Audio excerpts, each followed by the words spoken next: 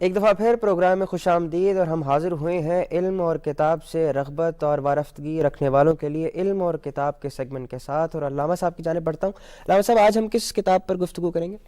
آج ہم مولانا جلال الدین رومی رحمۃ اللہ علیہ کی جو فارسی میں مثنوی مانوی ہے واہ، ٹھیک اس پر گفتگو کریں گے۔ ٹھیک۔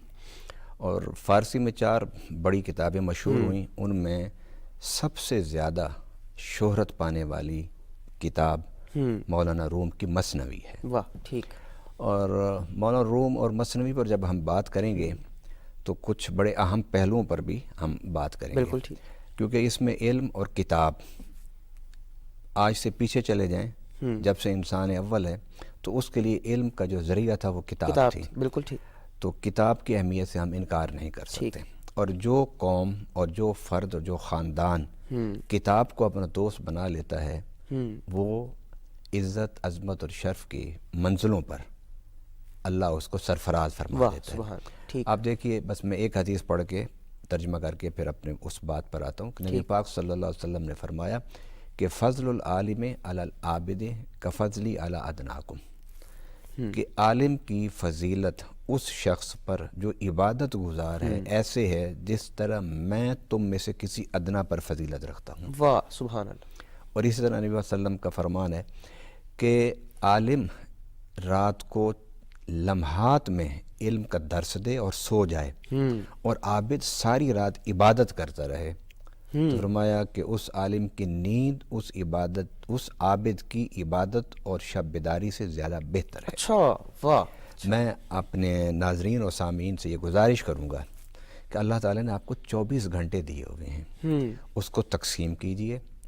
اس کو تقسیم کرنے کے بعد جو ایجوکیشن میں انوالو ہیں، بچے پڑھ رہے ہیں یا اساتذہ پڑھاتے ہیں، ان سے ہٹ کے میں باقی عام لوگوں کے لیے دعوت فکر دے رہا ہوں کہ 24 گھنٹوں میں جہاں کھانے پینے، سونے، کھیلنے، کاروبار زندگی کے لیے اگر ہم وقت نکالتے ہیں، خوشی غمی کے لیے، تو وہاں اتنی فضیلت والے عمل کے لیے بھی ہمیں کچھ وقت نکالنا چاہیے۔ ٹھیک۔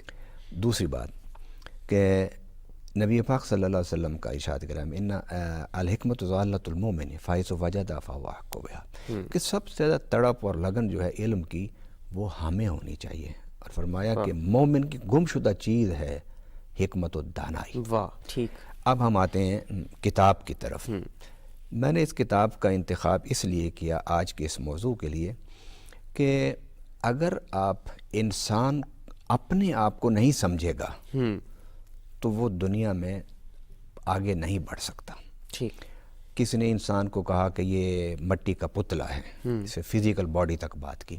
کچھ لوگوں نے بات کی کہ اس کے اندر عقل اور جسم ہے۔ ٹھیک۔ مگر اسلام اور بالخصوص جو اسلام کی تعبیر صوفیانہ ہے اس میں 3 چیزوں کا مجموعہ انسان کو کہا گیا ہے۔ اچھا۔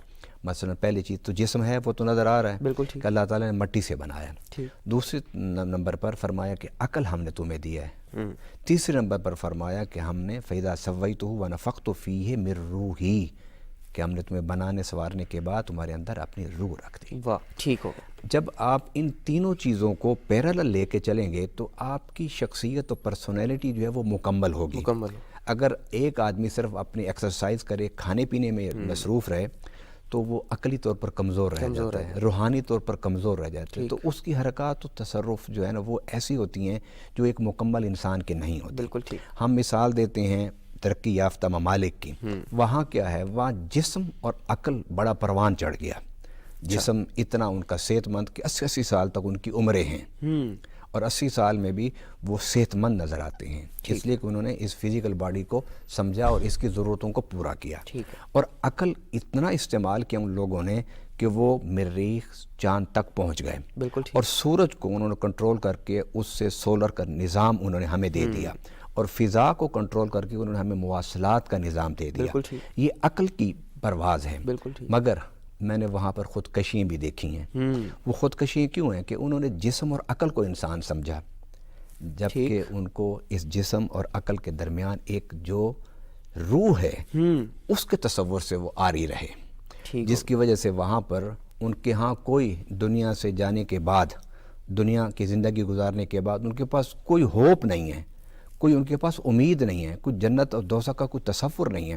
نتیجہ یہ ہے کہ وہ پھر اس دنیا کی یکسانیت کہ روز صبح ہوتی ہے، روز شام ہوتی ہے، مقصد حیات ایک جیسا زمانہ ہے، کبھی سردی کبھی گرمی، کبھی خوشی کبھی غمی، وہ یکسانیت سے تنگ آ کر پھر وہ خودکشی کر لیتے ہیں۔ حالانکہ جو ویلفیئر سوسائٹیز میں 3 ریاستیں یورپ میں ٹاپ میں ہیں، ان میں سے ایک ریاست میں سب سے زیادہ خودکشیاں ہوتی ہیں۔ اچھا، حالانکہ ان کو کوئی معاشی مسئلہ بھی نہیں ہے وہاں پر۔ وجہ یہ ہے کہ وہ روح کو بھول گئے ہیں۔ مولانا جلال الدین رومی نے اپنی کتاب مثنوی میں سب سے زیادہ فوکس جو کیا ہے وہ اس روح پر کیا ہے، کیونکہ تصوف جو ہے نا، یا آپ روحانیت کہہ لیں، یہ ایک الگ مذہب ہے۔ ٹھیک، میں ایک بڑا جملہ بول رہا ہوں، ایک الگ مذہب ہے کہ جس پر سارے مذاہب فوکس کرتے ہیں، دنیا کے سارے مذاہب فوکس کرتے ہیں۔ ٹھیک ہے، کیونکہ جتنے بھی مذاہب ہیں، کوئی روحانیت اور خلوت اور الگ بیٹھ کے اللہ کا تصور کرنا، اس سے کوئی بھی خالی نہیں ہے۔ ٹھیک، اچھا، اب مولانا روم رحمۃ اللہ علیہ نے جو سب سے پہلی بات کی، میں اس بات کرنے سے پہلے ذرا آنا چاہتا ہوں کہ مولانا روم بدلے کیسے، روحانیت کی طرف آئے کیسے۔ ٹھیک، آپ مدرسے میں بیٹھے تھے تو وہاں تالاب تھا، وہاں بچوں کو پڑھا رہے تھے، اچھا، تو کتابیں پڑھی تھی ادھر ادھر۔ اس وقت زمانے میں قلمی نسخے ہوتے تھے، تو شاہ شمس تبریز رحمۃ اللہ علیہ وہاں تشریف لے آئے۔ اچھا، انہوں نے فرمایا یہ چیز تھا، انہوں نے کہا کہ یہ کیا ہے؟ تو مولانا روم نے فرمایا تو نمے دانی، تو نہیں سمجھتا کہ علم کیا، کیونکہ آپ کا حلیہ ایسا تھا نا، فقیروں والا، درویشوں والا۔ ہم بھی تو ذرا زرق و بر لباس اور فضاقت اس کو دیکھ کے لوگوں کی شخصیت کا تعین کرتے ہیں، پھر ان کا احترام کرتے ہیں۔ انہوں نے کہا تو نمے دانی، درویش تو اس چیزوں کو نہیں سمجھتا، یہ تو علم کی باتیں، تحقیق کی باتیں، کتاب کی باتیں۔ تو مولانا شاہ شمس تبریز جلال میں انہوں نے سارے کتابوں کا بنڈل اٹھایا اور تالاب میں پھینک دیا۔ ٹھیک، تو مولانا روم رونے بیٹھ گئے، کیونککہ آج اگر آپ کتاب پانی میں ڈالتے ہیں نا، کتاب ضائع نہیں ہوتی، کیونکہ پرنٹڈ ہے۔ بالکل ٹھیک، وہ قلمی نسخے تھے، ان کی سیاہی دھل گئی۔ انہوں نے کہا بس تو سیاہی دھل گئی ساری، اب تو کتابیں، میں نے ایک کتاب لکھنے میں کتنے لمبے سفر کیا اور کتنا وقت لگایا، تو آپ نے میری محنت ضائع ہو گئی، میرا ساری عمر کی محنت ضائع کر دی۔ تو آپ نے اس کو اٹھایا، ایسے باہر رکھا، تو مولانا روم بھاگے کہ یہ تو میں اس کو کھولوں اور دیکھوں کتنی بچ گئی کتاب میں، کتنی ضائع ہو گئی۔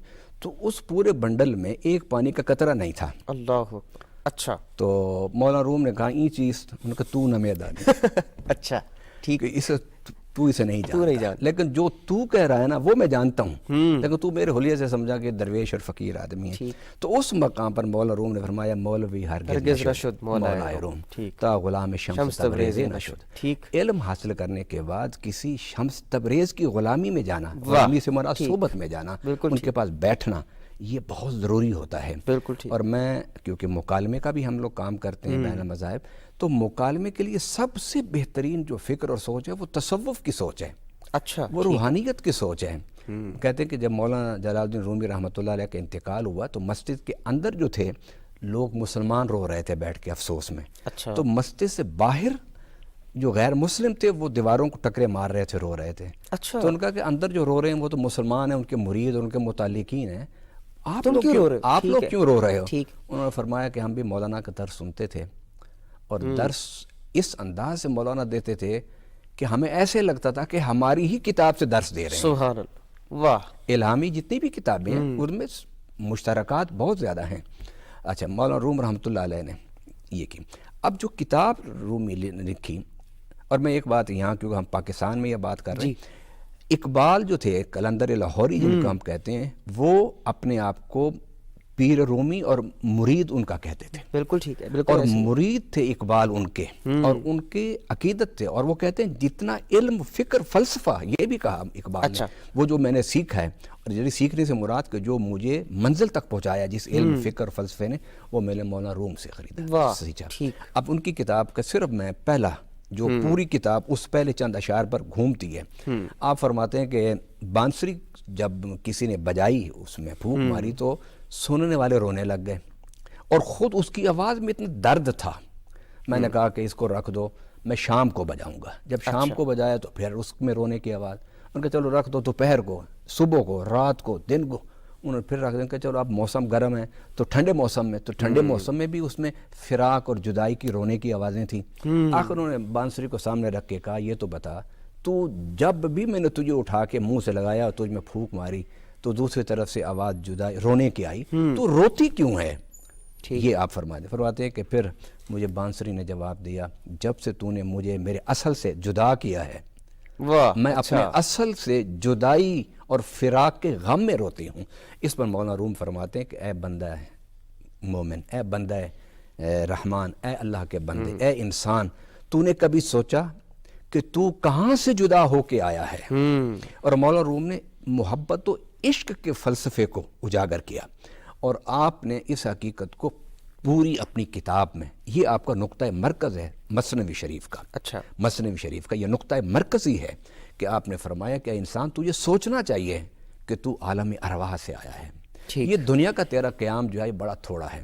یہاں پر ایک جملہ میں بولنا چاہتا ہوں، وہ یہ کہ ویلفیئر سوسائٹیز، جی، ویلفیئر سٹیٹ، فلاحی ریاستیں، وہ اس وقت پوری کامیاب ہوتی ہیں کہ جب ان میں انسانوں کے جسم کے لیے بھی سہولتیں ہوں، انسانوں کے عقل کی پروان چڑھانے کے لیے اچھے تعلیمی ادارے ہوں، اور اس کے ساتھ ساتھ روح کی پروان کے لیے، روح کے ارتقاء کے لیے، روح کی نفاست کے لیے، روح کی ترقی کے لیے اچھی مجلسیں بھی ہوں، تو وہ ایک ریاست ایک مثالی ریاست ہوتی ہے۔ اب آپ آئیے، مولانا روم رحمۃ اللہ علیہ جو تھے، انہوں نے اپنا مثنوی شریف میں بے شمار موضوعات کو چھیڑا، بے شمار موضوعات کو، ٹھیک، اور اس کو آپ پڑھیں، کوئی اور پڑھ لے تو وہ بھی وہی کچھ کہے گا جو اقبال نے کہا۔